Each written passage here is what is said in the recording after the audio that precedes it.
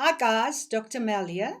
We are busy with chemical reactions and the types of reactions. Now, there's a few types of reactions. One of the types of reactions is the acid and the base reactions. So, we need to know the acid and base definitions, we need to know the uses and the reactions that will follow onto this lesson. So, firstly, the acids. You've done this previously, just the names of the acids, and please know that you've got to know all their formulae. You need to know the chemical substances that forms all the different acids. Hydrochloric, the hydro means it's hydrogen and chloride. Nitric acid, it is nitrate with the hydrogen. Sulfuric acid, which is the sulfate with the hydrogen. Carbonic acid, which is the carbonate with the hydrogen. And then finally, ethanoic acid, which is the acetate, that group with the hydrogen. So you need to know this in your memory. If we say hydrochloric acid reacts with, you need to know that you've got to write HCl. Right, just a revision, and you need to go through these uses. Where do we find this? Because it's applicable in everyday life. Hydrochloric acid is commonly known as the acid that we put into pools. But each of us carry hydrochloric acid because we've got it in our stomach. It helps the digestion. And you use it when you solder metals together. Nitric acid they use in industries where they produce fertilizers, explosives. Now, it's just not making bombs. Remember, we need explosives when we work in mines and we extract metals. And then you'll find nitric acid in some of the colorants. Sulfuric acid you use in industry, specifically where they extract metals, and we use it as a dehydrating agent. You actually use that acid to take water away, dehydrate. Carbonic acid, we all drink cold drinks with soda in it, and specifically soda water has got carbonic acid. And if you can remember, you'll know that it produces carbon dioxide. Therefore, we use it in soda water. And finally, ethanoic acid is commonly known as vinegar, and you also find some of the acidic in wines that is this ethanoic acid forming. Right, the definition of an acid. Now, what you could see is that in all the examples that we had, and please remember there's a few other acids that I did not include in my list, you'll see that we've got this hydrogen present. Now, Arrhenius, many years ago, then defined acids to be a substance that will, can you see what it does? Release that hydrogen ion.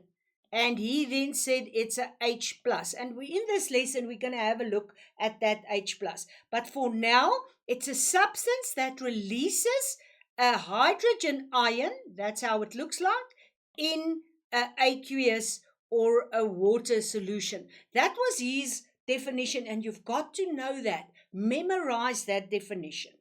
Then we have a look at bases. So we've got the acids covered. The bases that you'll have to know is sodium hydroxide. Remember, you did sodium ion and hydroxide ion earlier in chemistry. Now you add them together to find sodium hydroxide or potassium hydroxide. Sodium carbonate. Can you see the sodium carbonate there? Sodium bicarbonate, meaning one of the sodiums has not been bound there, it's substituted with a hydrogen. So you actually have sodium bicarbonate. And then finally, and please see there that this is ammonia, NH3. You have to know these bases and you have to be able to write their formulae. Let's have a look at their common uses. Sodium hydroxide will be found in soaps and cleaning pipes. You can actually buy it industrially, and you can clean pipes like sewage, or in the industry, they clean pipes in big factories with sodium hydroxide. Potassium hydroxide as well, soaps, and they use it in cells for electrolytes, where you want transfer of electricity, which is the ions, and you'll find it in biodiesel. Sodium carbonate they use to manufacture glass, or we use it in the kitchen when we're baking. When we bake, we want the carbon dioxide to raise the bread or the cake. So you need that in the place of yeast. It has got exactly the same reaction as yeast. And then sodium bicarbonate, exactly the same use that we have. And then finally, the ammonia we use in cleaning agents like bleaches, and some of the soaps that we clean our household sewage, our toilets, our baths, our showers, we clean it with ammonia, and it's got a very distinct smell. Right, let's see what Arrhenius did in the days that he was doing research. He found, and he only identified sodium hydroxide and potassium hydroxide, and he then said the basis will be a substance that will, can you see what it does? A substance that will release hydroxide ions. Can you see that? So where Arrhenius said an acid will produce a hydrogen and a base will produce a hydroxide, and you can now see those two will at the end form water. So that was Arrhenius' frame of mind when he did the research, and that was his definitions. And they used that definition for quite a while. Then the scientists came to a limitation of Arrhenius' theory. It's limited because what happens, he only said, I've got hydrogen and I've got hydroxide and I make water. And at that stage, he said that's neutral, so it's quite fine. Then they came across water conducting electricity. Now, if water conducts electricity, there will be ions present. And then they found that water would then, remember they knew this is going to be there. So they then said the one water will actually donate a hydrogen ion. And can you see the green water here became an hydroxide there. So it actually gave away a hydrogen, which is more or less the same as Arrhenius said. What happened now is a bit different because we don't have a carbon, any hydroxide here with a metal. So what we have here is another water, and can you see it's accepting that hydrogen? So it's forming a hydrogen with a water, which we call a hydronium ion. Right, so this is quite different to the definition that Arrhenius actually said. Let's have a look where we've got this base. A base in water will then, the waters, do you see there? The water will again give away a hydrogen. This NH3 will form NH4 plus, an ion, and the water will form an OH. And that's quite different to Arrhenius' theory. So the new guys came to the party and they said, the water will provide a hydrogen. So the definition of Bronsted and Lowry is the substance that will donate, that's the same as give away, a hydrogen ion. Can you see that? That's a hydrogen ion. Any substance that gives away a hydrogen ion in Lowry and Bronstet's theory is then an acid. The substance accepting that hydrogen is then the base. So they actually looked at water and said, right, let's have a look. what's actually happening. Now I'm going to clear this screen and I want to show you that they actually had a look at a proton. Now what happens here is we've got hydrogen, and you know hydrogen has got in its nucleus one proton and one electron orbiting around that nucleus. As soon as this electron is being pulled away, you form then only the nucleus there. And now you know that is the hydrogen ion. But what remains in actual fact is only the proton. So what happens with the Bronsted-Lowry's definition is you've got the transfer of protons from the acid that will give away the H plus to the base. So that's the different definition from Arrhenius, who started off the research. Now let's have a look at the formal definition of Bronsted and Lowry, the two guys doing that research. They said an acid will be a proton donor, which is, as I said, Arrhenius said, it will give away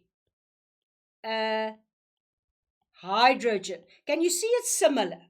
The difference is when we get to the base. In the Arrhenius theory, we said it will give away an OH. Now we know this will be a proton acceptor. So make sure that you know the two definitions, because they might ask you, define the Arrhenius acid or define the Bronsted and Lowry base. Let's just quickly have a look again. Remember, we've got hydrogen and all the non-metals there. They form hydrochloric, nitric, sulfuric, carbonic, and ethanoic acid. Those are the common acids, and you see, according to our definition now, they will all be able to donate a hydrogen ion. The atom, hydrogen, will give the electron away to form a hydrogen ion. The acidic, let's have a look. The acidic substances that will form is exactly all the acids. Now have a look at this. Can you see we've got one hydrogen being donated there?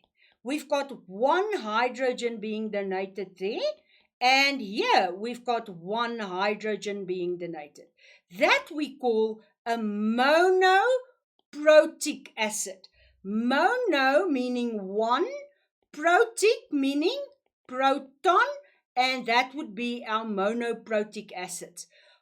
Here we've got 2 and 2 hydrogen, so that will be 2H plus, 2H plus, and you can see now it forms a diprotic acid because it can actually provide 2 hydrogen ions. And finally, you get the final one with 3, and you can see I'll form 3 hydrogens, giving me the triprotic acid. You've got to know that, but it's easy. It's not difficult. You can imagine 1 hydrogen mono, 2 di, and 3 tri, or polyprotic, meaning more than 1. Let's have a look at the proton transfer. 1 proton, 1 proton, 1 proton, and then 2 protons and 2 protons. And you know now it's a di or a mono or a triprotic acid. Let's have a look at water and how it reacts. I've got liquid water. So what water can do, it can actually provide you with a hydrogen, so it acts as an acid. That's true. But it also provides a hydrogen, which means in Arrhenius's terms, it's also a base. Now, when it acts as an acid and a base, we call it amphilyte, or you'll find in textbook the word amphiprotic, meaning proton, or amphoteric. Now, what does the amphi or the ampho means? It means it can be two things. You know, an amphibian is like a frog. It can live on land as well as in water. And here we've got a substance that can be either an acid or a base. Have a look at the reactions that we've got here. Can you see? Here we are donating a hydrogen. So we say water can be a acid. An acid donating the hydrogen. Have a look at the bottom reaction. The water here accepts an hydrogen. So now it's acting as a Lowry and Bronsted as a base. Sorry, I've got that wrong. Let me quickly get that right. This is not an acid. It is certainly now a base. So it's accepting a hydrogen there, becoming hydronium. It can be either donating a hydrogen or accepting, therefore, an amphibolite. Let's have a look at another substance. Here I've got one hydrogen with the sulfate. Now you know you've got that known acid. Can you remember the name? Sulfuric acid. So what it can do, it can actually donate a hydrogen, and now I call it an acid. But have a look at this. It can actually have a hydrogen accepted. Now it's a base. So that substance there, HSO4, and there's a few others. You can have a look and think about it. It can either donate a hydrogen or it can accept a hydrogen. It can plus a hydrogen to form something else. I just want to show you here with the colors. Can you see here? It's got an existing hydrogen. If it's get added or accepted hydrogen, you've got two of them. Therefore, we write it like that. Right, that's the amphoteric or ampholites. Finally, you have to make sure, guys, that you can identify Arrhenius acids and bases. Very specific. And you'll have to be able to define them, identify and define. Exactly the same will be expected with Lowry and Bronsted. You need to identify them and define them. And then finally, you need to know what is a mono, a di, or a triprotic acid. 1, 2, and 3 protons being donated. And then finally, you need to know what's the amphoteric acids and bases. They will accept hydrogens or they will donate hydrogens. Right, I think you've covered the basis of acids and bases. Let's go on to a next lesson where we can actually do a few reactions. Bye.